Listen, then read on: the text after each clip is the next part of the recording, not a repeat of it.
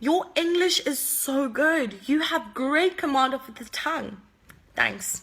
I guess it's because I was brainwashed when I was young. Of all the poems I've written, there's been a popular request, and there's an issue in society that clearly needs to be addressed. I've actually written this poem many times prior, but every time I write, it's new insight that I acquire. I spoke to this woman once who wouldn't teach her child Vernac because the accent would stick and then he'd sound black. The child spoke in the smoothest of accents. It was amazing to observe, but then I realized it was my story, and then it kind of hit a nerve. I grew up speaking English. I was always asked to read. So from primary UC, they'd already sown this bitter seed. The kids that weren't fluent were laughed at, and the teachers let us joke, and I was validated and confident, and you could see it when I spoke. We laughed at their accents, called it BEE English, because in our captured minds, it was a tool set to distinguish smart from stupid. We said no instead of no, because in our captured little minds, the further we would go.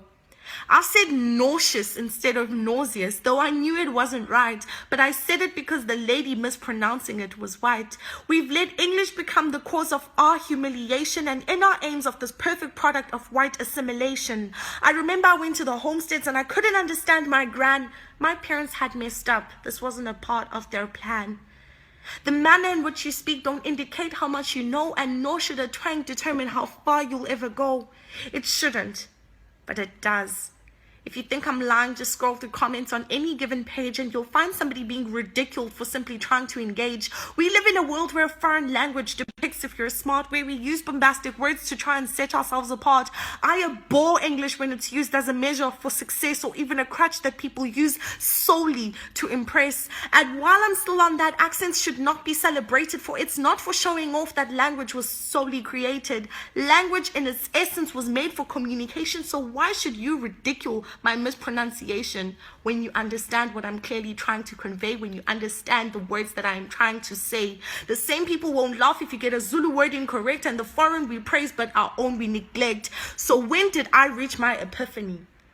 I reached my epiphany when I finally evolved, when all my issues with my blackness were finally resolved, when I realized that English was a weapon one created to oppress, because how do you view one without command as them being any less? The manner in which you speak don't indicate how much you know, nor should a twang determine how far you'll go.